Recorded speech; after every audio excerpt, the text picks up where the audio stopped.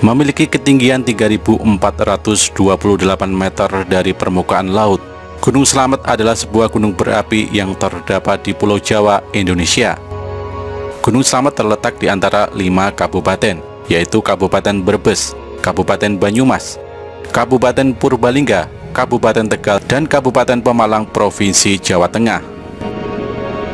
Gunung Slamet merupakan gunung tertinggi di Jawa Tengah, serta kedua tertinggi di Pulau Jawa setelah Gunung Semeru.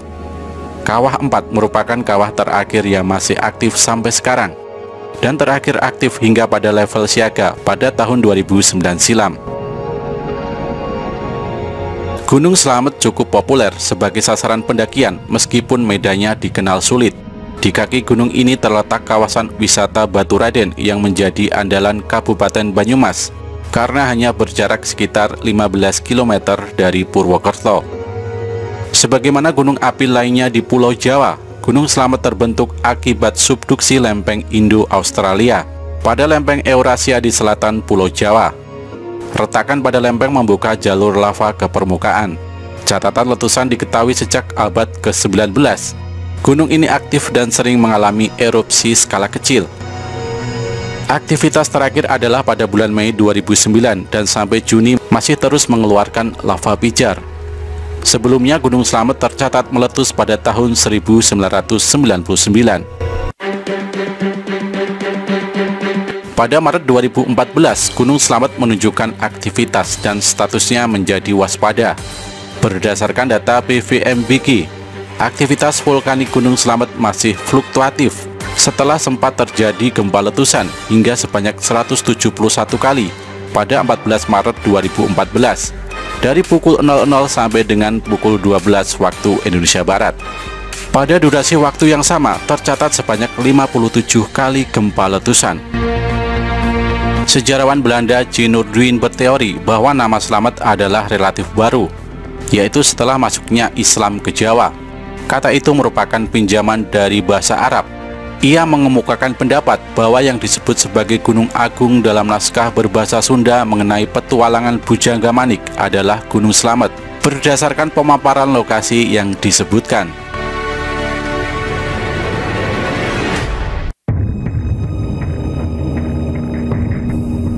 Berdasarkan cerita yang berkembang di masyarakat, Gunung Slamet pertama kali diberi nama oleh Syekh Maulana Maghribi, seorang penyebar agama Islam yang berasal dari negeri Rum, Turki.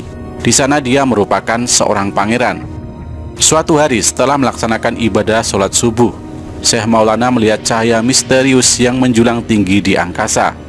Sang pangeran itu merasa tertarik dan ingin mengetahui sumber cahaya misterius tersebut. Beliau pun memutuskan untuk menyelidikinya sembari menyebarkan agama Islam dengan ditemani pengikutnya yang setia bernama Haji Datuk serta ratusan pengawal kerajaan. Mereka berlayar menuju ke arah sumber cahaya misterius.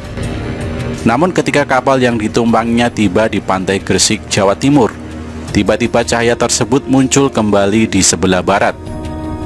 Dia pun memutuskan untuk ke arah barat hingga sampai di pantai Pemalang, Jawa Tengah.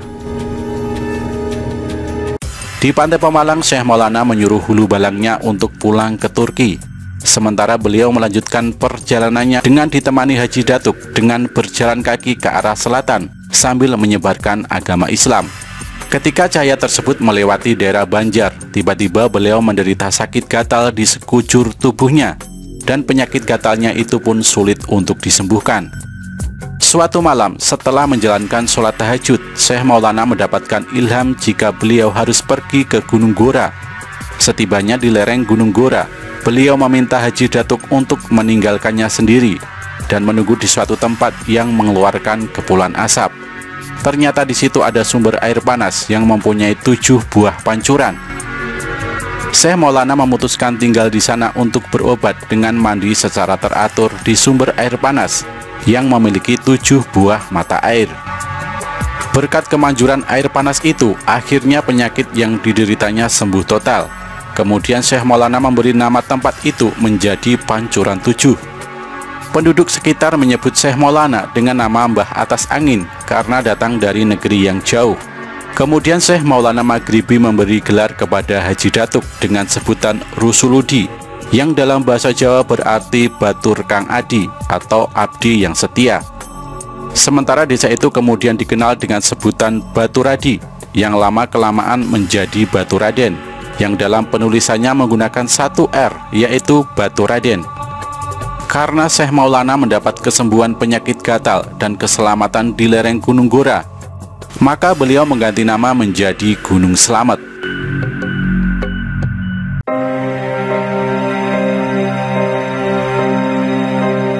Berbicara soal ramalan, ada banyak petuah Jayabaya yang mengejutkan orang, termasuk salah satunya yang paling ngeri adalah Nugel Tanah Jawa Kaping Pindho, yang bisa diartikan sebagai mematahkan Jawa untuk yang kedua kali. Ramalan Jayabaya memang tak pernah sangat jelas, selalu dikemas dengan syair sehingga tafsirnya bisa berbeda-beda. Tapi yang satu itu menurut banyak orang cukup jelas artinya. Lalu apakah benar Jawa akan terpisah jadi dua bagian? Kemudian apa saja tandanya jika benar-benar demikian? Berdasarkan cerita dari berbagai sumber dikatakan bahwa Jawa dan Sumatera dulunya adalah satu kepulauan. Selain bukti fisik, hal ini juga bisa dilihat dari cerita-cerita sejarah.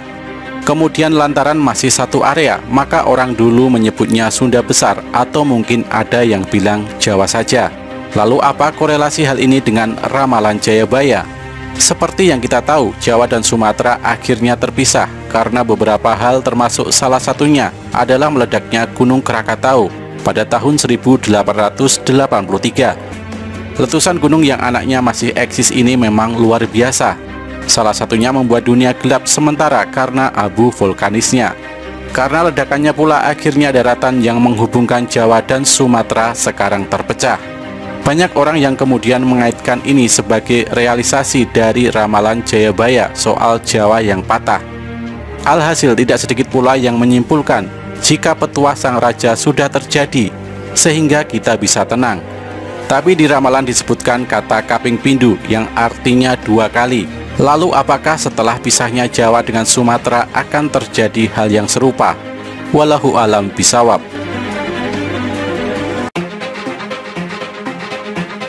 Ramalan Jayabaya soal Jawa yang patah juga erat kaitannya dengan Gunung Slamet. Jadi menurut mitos masyarakat setempat, seandainya gunung yang ada di 5 kabupaten di Jawa Tengah ini meledak, maka Jawa akan benar-benar terbelah. Bahkan menurut sesepuh di sana, kejadian tersebut akan membuat laut utara dan selatan Jawa bertemu. Mitos memang kadang susah dipercaya, tapi kita lakukan analisis kecil. Kalau dilihat di peta, letak Gunung Slamet ini memang pas sekali di tengah-tengah Jawa, baik dari selatan ke utara maupun barat ke timur. Dan faktanya, Gunung Slamet adalah salah satu dari sekian gunung di Jawa yang masih aktif sampai sekarang, di mana bisa sangat mungkin untuk meletus. Jika pada akhirnya benar-benar meledak, maka memang tidak mustahil ia bakal membuat retakan yang begitu besar dan akhirnya jadi bukti ramalan. Semoga saja hal ini tidak terjadi. Gunung ini dinamai Slamet bukan tanpa alasan, melainkan sebagai sebuah doa.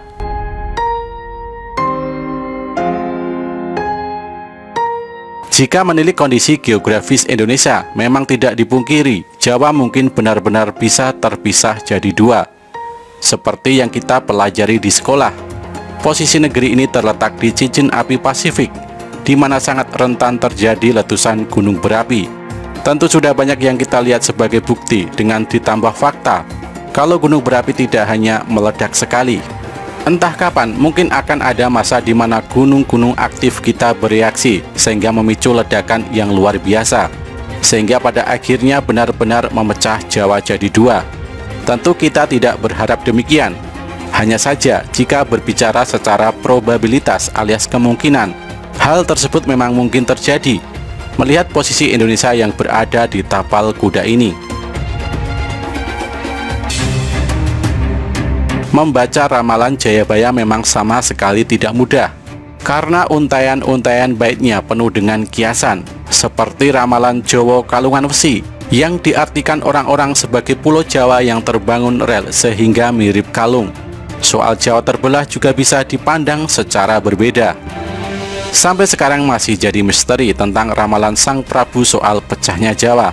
Tetapi hal yang demikian tentu kembali kepada masing-masing orang. Apakah mempercayai atau hanya dijadikan bait zaman lampau yang tak akan terjadi? Namun soal persatuan zaman sekarang yang agak miris, adakah yang berpikir jika mungkin itulah yang sebenarnya dimaksud Jayabaya dalam ramalannya?